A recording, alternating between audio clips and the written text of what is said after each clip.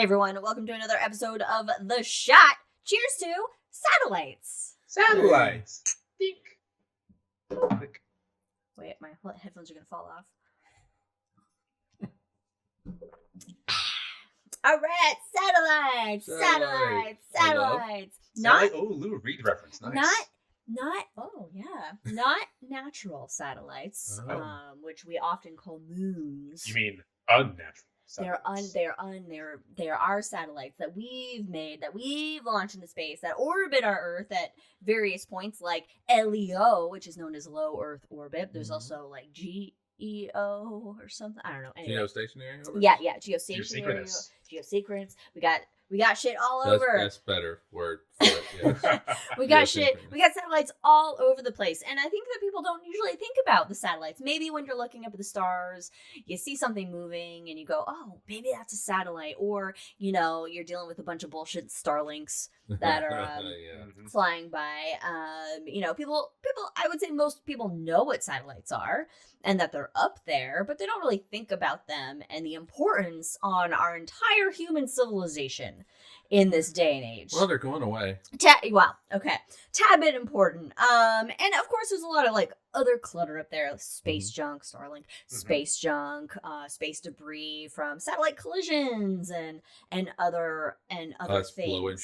blowing shit up. But at the end of the day, satellites are fundamental to the way that we as human beings live our lives on this planet now. Our lives are interconnected with the need for satellites. Satellites are responsible for everything in our lives.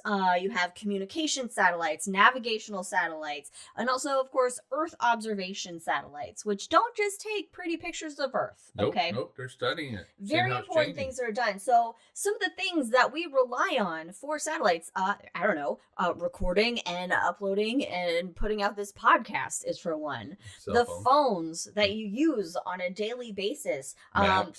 Emergency responses, financial transactions, weather monitoring,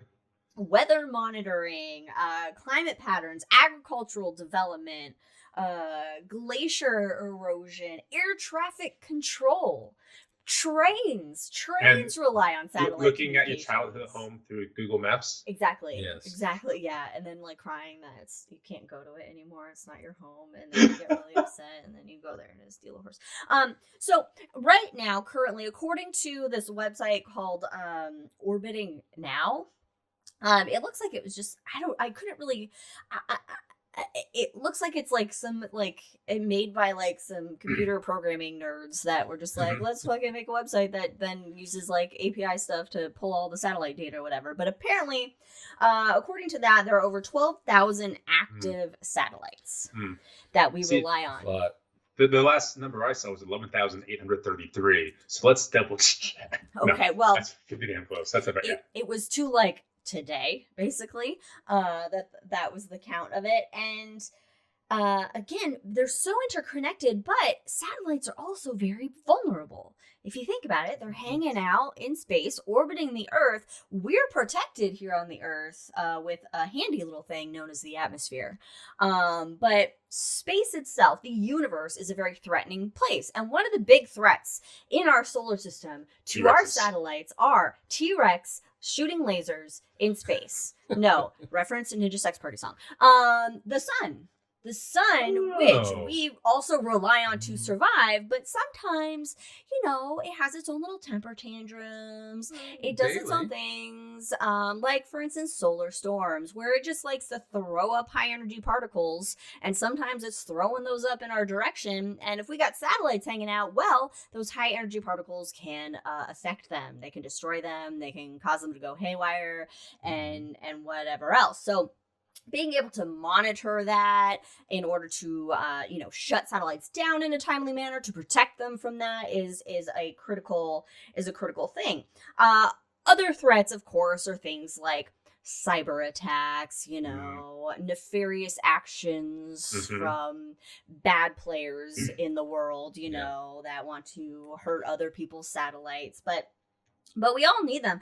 Another interesting threat to satellites that I never thought about before was climate change, actually. Because as the lower atmosphere heats up, the upper atmosphere actually cools down. Oh. And it causes it to contract. And so satellites end up, you get more basically like debris, leftover satellites up there. There becomes less room for functioning satellites in the upper atmosphere. Right. And so that's because as the atmosphere shrinks, there's not as much drag on these satellites to bring it back down to Earth. Yeah, so they ended up being kind of like in more of a limbo, kind of a stasis in our atmosphere, which is a problem because when we need to put new stuff up there, there's not room for them, basically.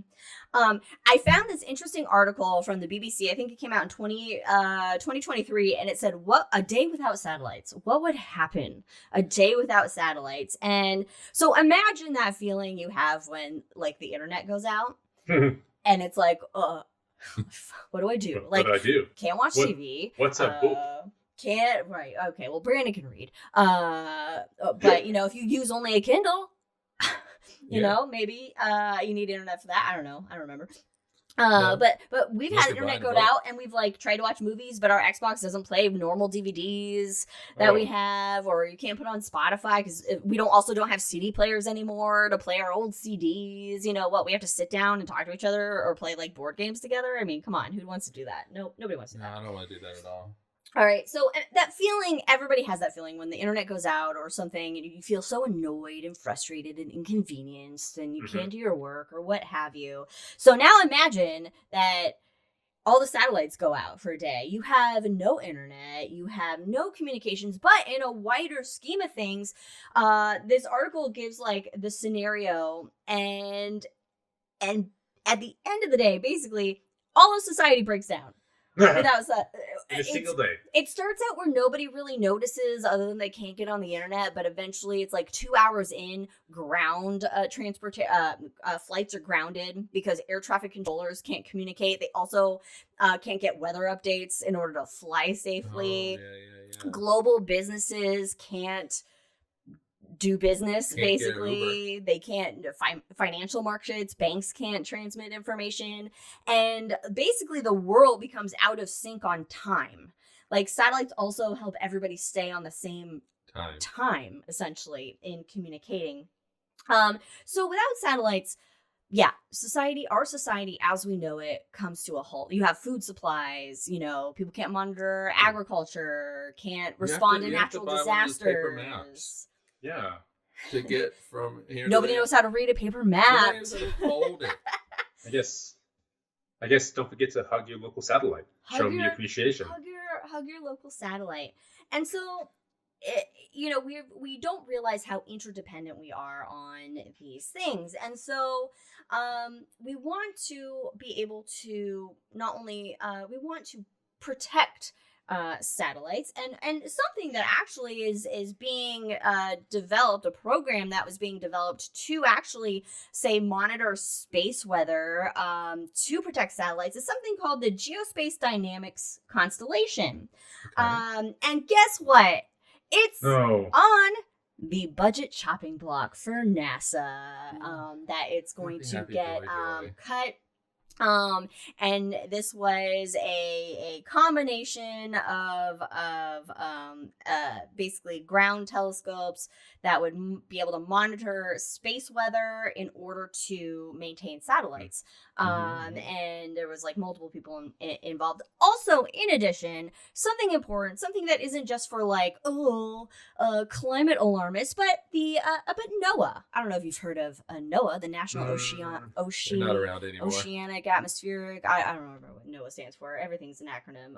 But there's a $141 million cut proposed to missions that support NOAA satellites. And some of which these provide critical data for weather forecasting, hurricanes, and not just, and as well as like climate research, but also like coastal security as well. So that it does more than just like, study how much like, CO2 is in the atmosphere or whatever, but it actually safeguards like us.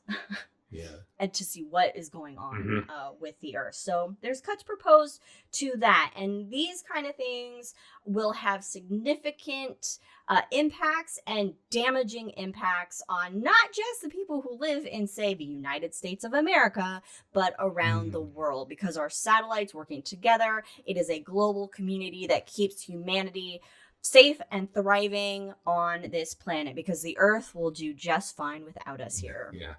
It's going to continue. So I would say let's not take our satellites for granted in this day and age. We need it. Our entire civilization now is based on the technology that we have developed through space exploration. This would be, I would consider it a part of it. We are all interconnected in this way. So let's keep support for the satellites and the things that we need to protect those satellites. And one way you can help is 5calls.org. Call your rep. Thanks for following us, everyone. Joining us on this episode of The Shot. Follow us on other things. We'll see you next time. Cheers, everybody.